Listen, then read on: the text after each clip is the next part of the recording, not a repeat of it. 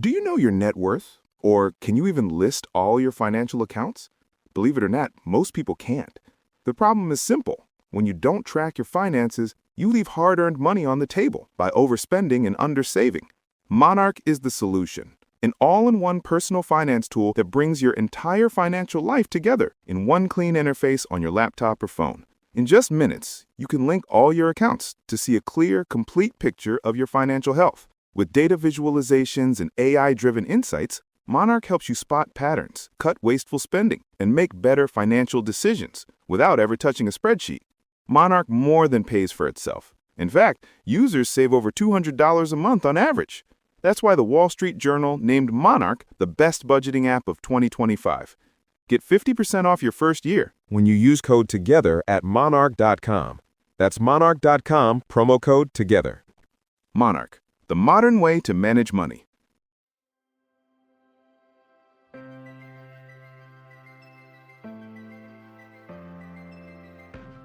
As a small business owner, have you ever felt overwhelmed by the pressure of choosing the right hire or leading a team? Or have you ever found yourself tolerating a bad hire because you fear trying and failing again as you repeat the hiring process? If so, you're not alone, and you are in the right place. Welcome to the Growing Your Team podcast. The Growing Your Team podcast teaches business owners like you to expand your unique business by teaching you to master the hiring and team management process. Hiring and managing a team does not have to be a challenge. You just have to learn to do it right. And the Growing Your Team podcast teaches you how to become a confident leader who hires right every single time. Now, let's jump into the show where each episode you will learn tips on how to identify what type of help you need on your team, how to source amazing candidates, how to conduct interviews that lead you to your ideal team member, how to onboard successfully, and how to lead every person in your business so you have a team of rock stars who you are happy to pay every single paycheck. So let's jump in and teach you how to hire like a pro. Hello, Jamie Van Cuyk here, and welcome back to the Growing Your Team podcast.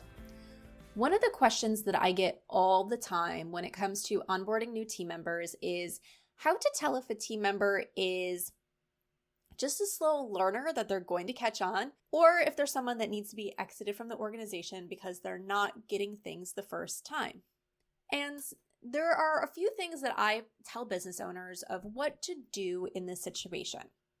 And one of the first things I always say is, well, did you actually train the team member on what you need, what your expectations are here and everything? Because sometimes for us, there are things that we've been doing every day in our business or over and over and over again, if it's not an everyday task. And for us, it seems obvious what to do and when to do it. But for your team member who has never done these tasks either at all or never done these tasks in your business, they might not really know what to do. It's not as obvious to them. So we need to look sometimes at our training plans when team members aren't catching on. And sometimes it's a matter of figuring out, oh, I forgot to actually train them on what to do with this information or what to do in this scenario. The other thing I'll tell business owners during this time is sometimes you need to retrain. And I always get this kind of pushback of, well, I gave them training once. Shouldn't they know? Shouldn't they understand? And they should have gained some information during that training session, but to expect people to walk away knowing everything from every training session that you give them during their onboarding process is asking a lot of people. So when it comes to retraining, and I'll give you an example of why retraining is important in just a minute, but when it comes to retraining, when you retrain to see if a team member is capable, you look at what are they capable of doing after the retraining versus before.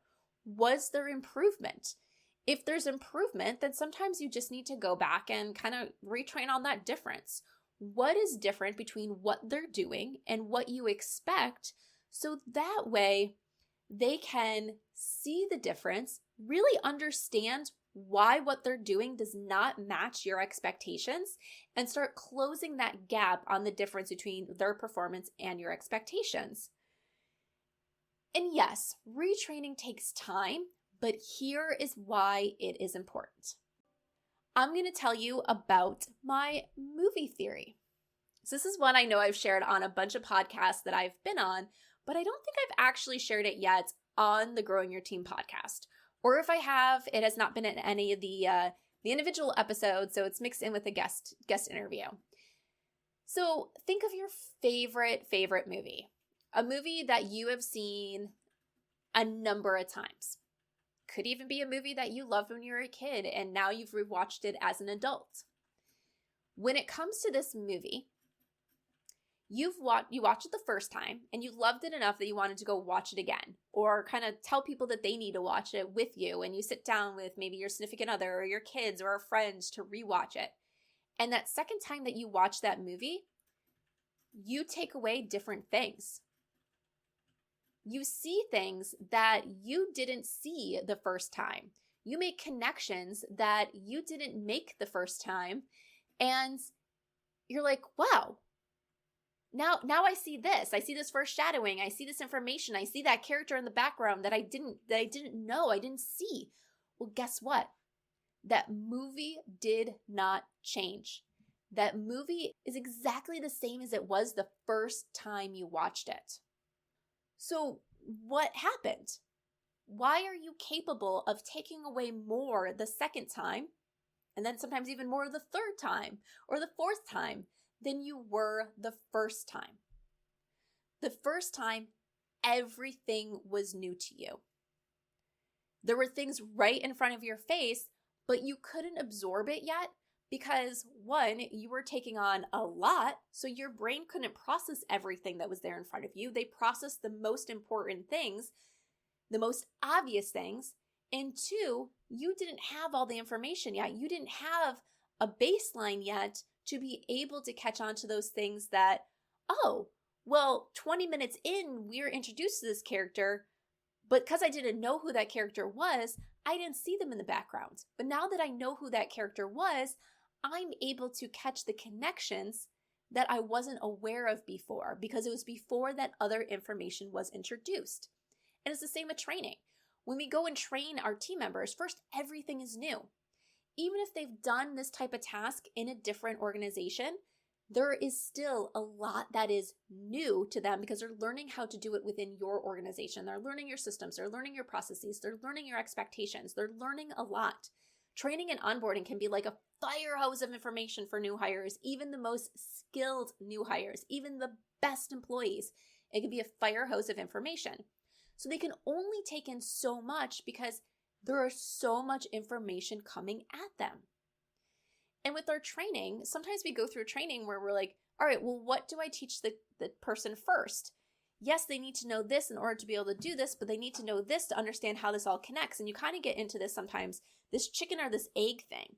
How do you really connect it all and make them understand everything when they don't know everything yet? They don't even know what this future thing is. So then once they understand this future thing and they go through training again, they're like, oh, that's how that's connected. That's how this thing that I have in my notes here that I don't quite understand what it was because I didn't know what you were talking about, but I figured it would, I'd figure it out. Like, they're able to start making these connections that they weren't able to make the first time around. So I know this has happened to me when I was in corporate. There was this training that I went to as a part of my new hire training, and I thought I really understood it all. I thought I got it all, and it was an area where I wouldn't say I was doing poorly. Like, I wasn't getting feedback on things here, but there were some things that kind of like the bigger picture, the bigger connection things that I really didn't understand that I was missing. And there was one day that training was offered again, and I had nothing on my list that I needed to get done that day. And I was just like, you know what?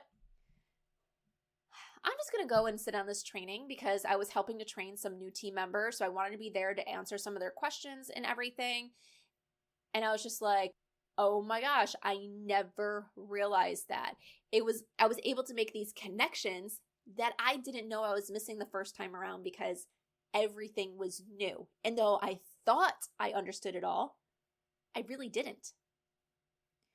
And that's one thing you have to remember for your new team members. The first time around, they might think that they understand it all, but they might not.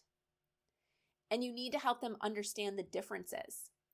So when it comes back to the question, is someone a slow learner or are they showing that they're not capable? You need to look at ways to make sure they really understand what you're training on, that you're giving them opportunities to learn and everything, and that you're not just expecting them to get everything 100% correct out of the gate.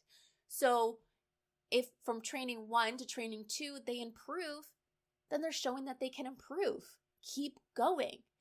But if you train them once, they're doing things incorrectly, you train them again, you explain the differences, you explain why the differences matter, and they're still doing it incorrectly, then possibly it's time to say goodbye to that team member and say, all right, this is important.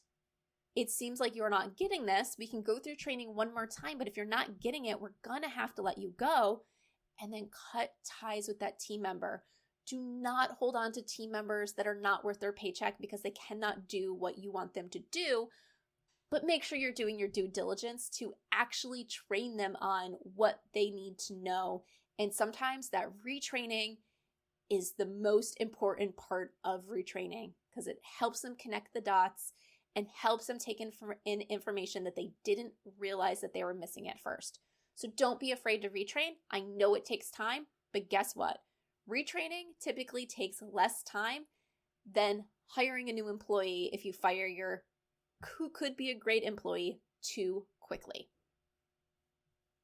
Are you ready to hire a new team member for your business and you want to ensure you hire the person who can succeed in the role, make you happy, and positively impact your bottom line? Then let's talk and see how growing your team can help you master the art of hiring.